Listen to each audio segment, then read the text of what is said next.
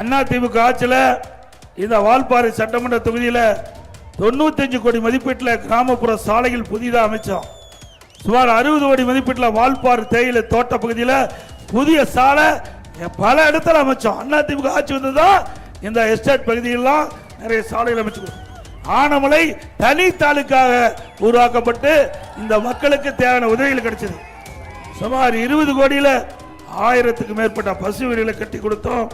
அதுபோல இன்னைக்கு வால்பாறை சட்டமன்றத்திற்குட்பட்ட அனைத்து பேரூராட்சி பகுதியிலும் சுமார் 17 கோடி ரூபாயில் 800க்கும் மேற்பட்ட பயனாளிக்கு வீடு கட்டி தரப்பட்டுள்ளது. ஆழியார் அணை குடிமராமத்து திட்டத்தின் கீழ் தூர்பாரப்பட்டு விவசாயிகள் பயன்பாட்டுக்கு வண்டர் மண் கொடுக்கப்பட்டது.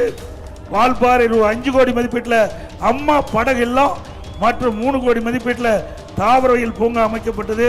வால்பாறை நகராட்சியில் சுமார் 2 கோடி மதிப்பீட்டில் திடக்கல்வி மேலாண்மை திட்டம் நிறைவேற்றப்பட்டது.